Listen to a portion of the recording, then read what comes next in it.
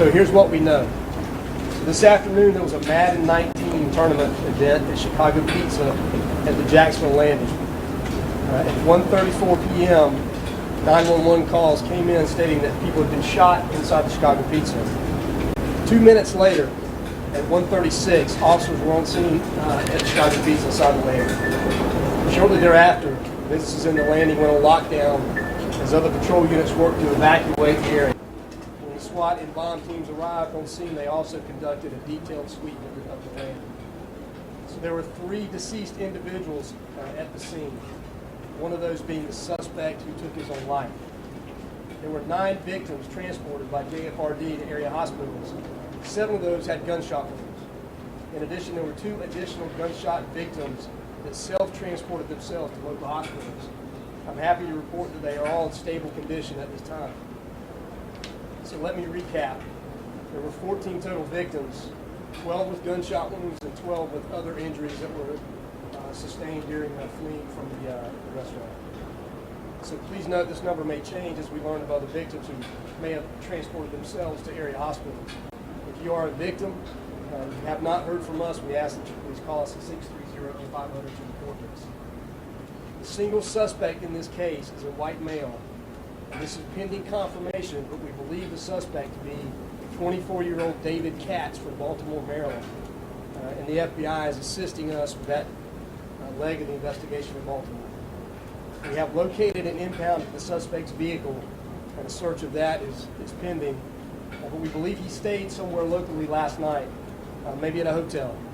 If anyone has any information about where he stayed last night, please call 630-0500 or email JSOCrimetips at JSOCrimetips@jacksheriff.org. And we will be releasing more detailed information about the suspect in the next couple of hours. So we know that the suspect used at least one handgun to commit this act, and we are working again with our partners at ATF on that aspect of the investigation. So I'll not be discussing any details pertaining to the motive at this time, as that part of the investigation is still ongoing. So that, as I mentioned at an earlier news conference, there is a video, and we do have a copy of that footage. So we're asking if anyone has any additional video footage, to please email that, call us, 630-0500 to get that, obviously, additional information to us. So our Family Assistance Unit is up and running, so if you have a loved one that you believe to be at that event and you have not heard from them, please call us again at 630-0500 so we can have that information. If anyone has any information reference to this shooting, any information at all, we're asking you that again, you please call us at 630-0500, email us at JSOCrimetips@jacksheriff.org, or of course use our partners at First Coast Crime Stoppers, 1-866-845-TIPS. So I want to take a minute to thank the men and women of the Jacksonville Sheriff's Office and the Jacksonville Fire and Rescue for their incredible response today. So we spend a lot of time training together and separately for events like this. We pray obviously that it never happens, but today it did, and they were prepared. I also want to thank our partners, many law enforcement partners, who stepped up with us today to help us work through all of the challenges that we had today. So with that, I will invite our Mayor, Lenny Curry, to say a few words. Mayor. Thank you, Sheriff. Today, this evening, and tonight, Jacksonville is mourning. We have faced an occurrence that is all too common and will require us to continue to do the hard work of public safety to make sure that people are safe. One violent crime in our city is one too many. Tonight, we pray for the wounded, and we pray for the families of those who are lost. Sheriff Williams and JSO are working with State Attorney Nelson and law enforcement professionals from local, state, and federal agencies. We thank them for quickly responding and securing our downtown. Our local fire and rescue professionals rapidly responded, running into chaos to start saving lives. Local medical personnel at several hospitals responded perfectly. At terrible times, we see the best in people, and today is no different. There are witnesses who have not hesitated to talk to law enforcement, and we need that to continue. If you have any relevant information about this incident, you should call the numbers the sheriff and his team are publicizing. Governor Scott and scores of leaders from around the state have expressed their condolences and support. To all those and anyone watching, I say this: pray for Jacksonville as we deal with this senseless tragedy. All right, thank you, Mayor. With that, I'm going to have Charles Spencer, who's the SAC of the local FBI office, say a few words. Spence. Thanks, Sheriff. Again, I express my profound sympathy for the victims of this tragedy and for the Jacksonville community as a whole. At this time, the FBI is providing investigative and technical assistance to the Jacksonville Sheriff's Office. We also are providing assistance for any investigative leads that take us outside the Jacksonville area. Currently, as stated by the Sheriff, FBI Baltimore and ATF Baltimore are assisting investigation in Baltimore.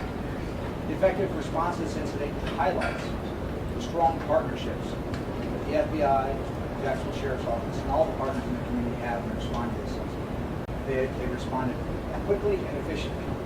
It also highlights the effectiveness of the training that we do together and the exercises that we continue to prepare for tragedies such as this. The Jacksonville Sheriff's Office responds to this incident within 2 minutes of the first call for service was exemplary. The Sheriff should be very proud of his deputy. I just want to reiterate one final time that if you have any videos, you have any information about this incident, please share it with the Sheriff's Office as soon as you can. Thank you very much. Sheriff. So, tough day for us, as you can imagine, but again, we could not have been able to get to this point investigatively when we were all our partners. So, I won't name everybody because I'll forget somebody, but just a tremendous response. Local, state, federal agencies coming together, responding to help us here in Jacksonville, and we appreciate it. Moving forward tonight, we're going to be releasing some additional information about potential street closures that obviously are being impacted by the investigation, business closures at the landing. When we finish mapping that out, we'll release a map of what's closed. It'll be a small footprint around the landing. It will not be all of downtown.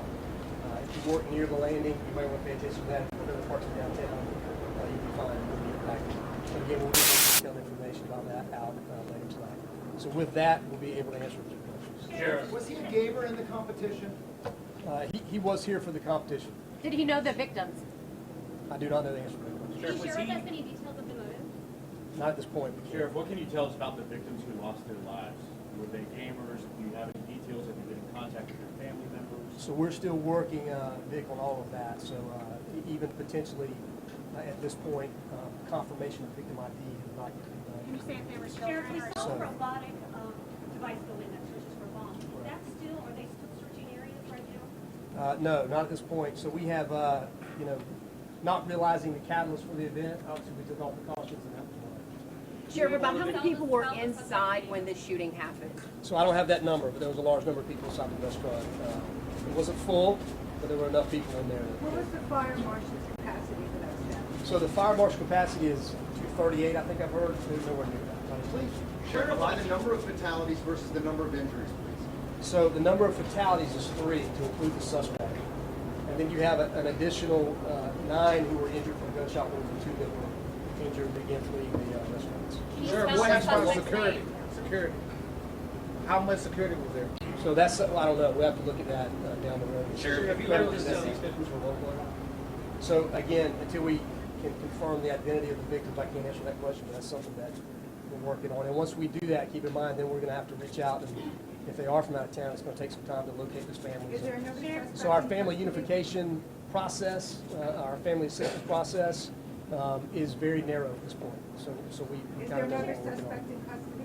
There is not another suspect in custody. There's only one suspect in Sheriff, we custody. heard that Jacksonville Fire Rescue was nearby doing some training. They completed the city. Can you talk a little bit about that? Yeah, they were. They were close by doing some elevator work, I believe. May have been in this building, and were able to respond quickly. And again, hats off to them for their tremendous response and the courage they show day in and day out. Do you have other video other than what we've been seeing and circulating in the media where you kind of see the game being played and in the corner 2 people playing the game? Is there other video that you have access to? So we won't talk about the other parts or pieces of evidence we have at this point in the investigation. Sheriff, witnesses still being questioned over at the Performing Arts Center. So we may be wrapping that up. We're very close to closing down, witness, and interviews and that type of thing. So Sure. there may be a few left. Sheriff, will security measures increase after this? So that's a question that we will obviously delve into in the coming days and weeks. But that's something that we'll be Were looking there cameras inside this restaurant where the shooting unfolded? at. There were cameras inside. Sheriff, was this a disgruntled gamer upset that he lost? That's what a lot of people are telling us here. So again, we won't confirm any of the motive at this point. It's still under investigation. So before we talk about that, we want to be sure. Can you confirm that the FBI and ATF in Baltimore are searching his home right now? So we are having, there is some cooperation going on in Baltimore with ATF and FBI. And he shot himself, Sheriff, inside that facility, inside that venue. He did. One more question. Sheriff, was the gun legal to you in possession of? So that's all part of the ongoing investigation that we're working in conjunction with our partners. Is he just one firearm, as far as you know? One firearm was used in the incident. Thank you, Sheriff. Thank you.